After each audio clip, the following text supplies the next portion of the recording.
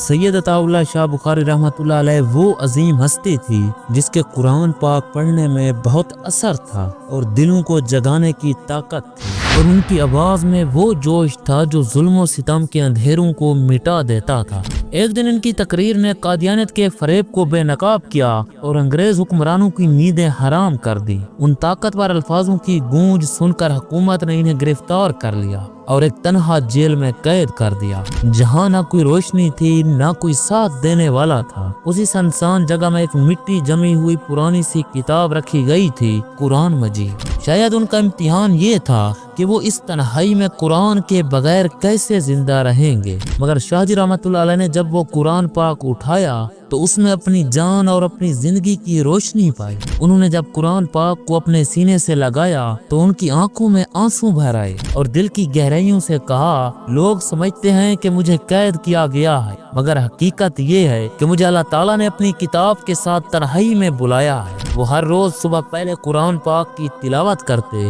ان پر غور کرتے اور یوں محسوس کرتے کہ اللہ تعالیٰ خود ان سے گفتگو کر رہا ہے۔ ان کے دل کی تنہائی قرآن پاک کی محبت سے بھر گئی۔ وہ قرآن پاک کی تلاوت میں روتے اور ہر گزرتے لمحے کے ساتھ ایمان کی روشنی ان کے دل میں اور گہری ہوتی گئی۔ وہ تنہائی جو دوسروں کے لیے اذیت تھی ان کے لیے سکون کی جگہ بن گئی۔ جیل کی سرد دیواریں ان کے لیے اللہ تعالیٰ کی رحمت بن گئی، جہاں وہ اپنی روح کی غذا حاصل کرتے۔